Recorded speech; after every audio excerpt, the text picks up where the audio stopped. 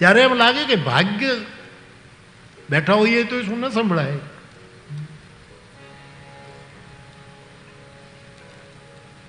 વારંવાર મેં આ વાત કરી છે પણ પાછી કરું. અમારે અમરદાસ બાપુ એમ કહેતા કે એક જગ્યાએ એક કથા હતી ભાગવતની, અને પહેલાં તો કથાના હામૈયા થતા ને, મંદિરેથી પોથી કરધણીને ઘરેથી પોથી યાત્રા નીકળે, એ તબલા વાગે, એમ કરી જ્યાં માંડવો નાખ્યો હોય ત્યાં લઈ જાય અને કથામાં બધાને બોલાવે. તો એ જેને ઘરે કથા હતી એને પોતાના વેવાઈને બોલાવેલો અને એ કપડાં ધોઈને આવેલો. કપડાં ધોઈને વેવાઈને ઘરે જવું છે એટલે મેલા ગયેલા કપડાં ધોઈ નાખ્યા, પરત ભરેલી થેલીમાં એક જોડ બીજા નાખીને આવ્યો. વેવાય સમાધિ. પહેલાં તો પોથી યાત્રાઓ નીકળતી હતી આ રીતે. હવે એમાં વેવાય ને કરધણ યજમાન એ બધા ચાલે છે, કીર્તન થાય છે, પોથીજી મંડપમાં જાય. એમાં એ વખતે કાંઈ ફટાકડા તો કાંઈ હતા નહીં ને એવી કોઈ બધું ફોડવાનું હોય નહીં.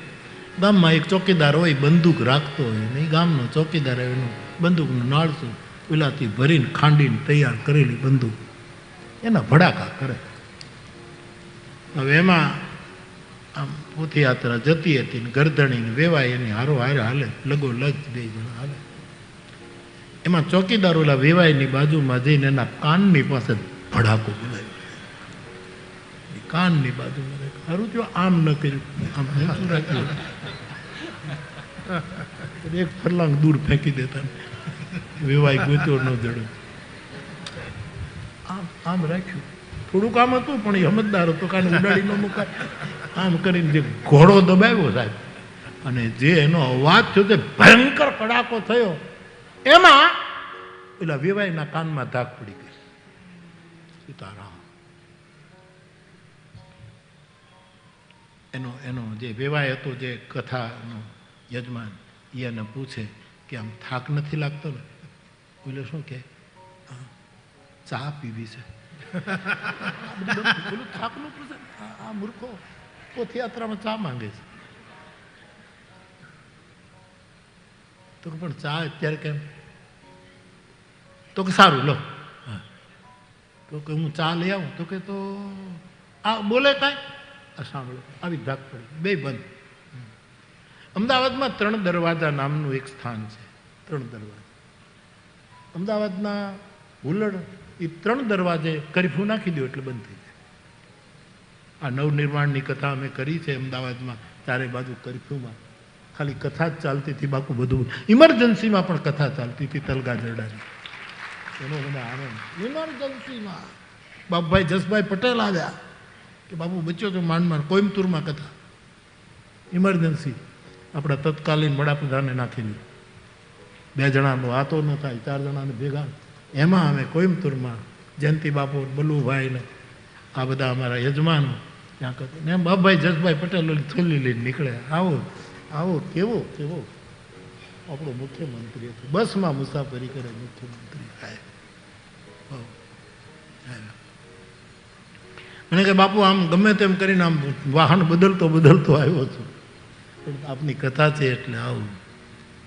મને એમ કે કથા ચાલતી હશે કે? મેં કીધું ભગવાનની કૃપા છે, બધું બંધ છે પણ કથા ચાલે છે. સાહેબ આના કાન ગયા, ઓલો કે કાંઈ આ સાંભળે. એક ભાઈ એક જણાને મળ્યો ને રસ્તામાં કે શાકભાજી લેવા ગયા હતા. તો ઓલો કે ના રે ના, શાકભાજી લેવા ગયો હતો.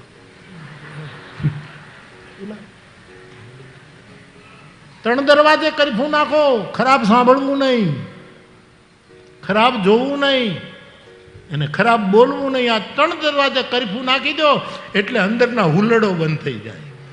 અંદરનું જે હાથ આપવાથી બધું બંધ થઈ જાય.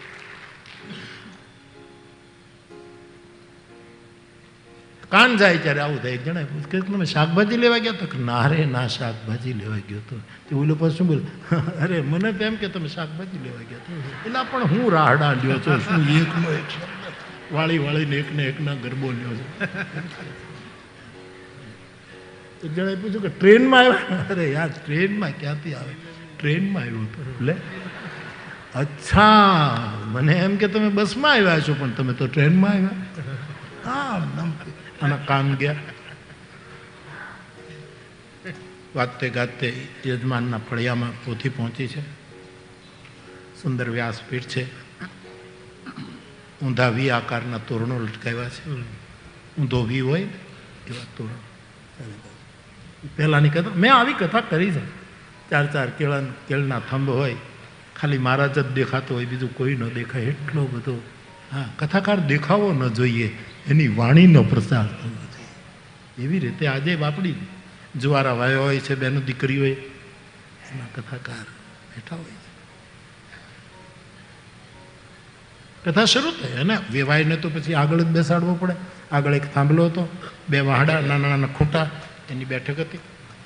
એક ગાડલું મેલું ગાલું ગોટો વાળીને ટેકો આપ્યો હતો, રાઉન્ડ કરીને હાવ મેલું ગેલું. એટલે એટલો તો એ મેલો નહોતો, એટલું ગાડલું મેલું હતું. એ બધું એનું હા ને બેઠો સાહેબ કથા. સુર આપ સુર યમ પ્રવ્રજન. અમારા જગજીવન દાદા કથા શરૂ કરે. કાકા જગજીવન દાદા પંડ્યા, અરે કેવા ભાગવત, એકે શ્લોક ન છોડે સાહેબ. અમારા તલગાજડાના જગજીવન દાદા દર વર્ષે અમારે ત્યાં એક કથા થાય છે. અને એવો રાગ એનો, અને એ બહુ સરસ. યમ આયની મુદ્રા હતી. યમ પ્રવ્રજન મનુબે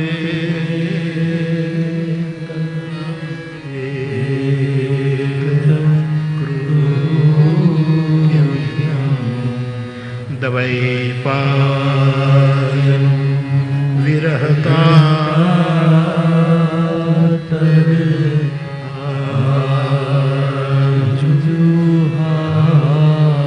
પુત્રેતિ તન્મયતયા તરવો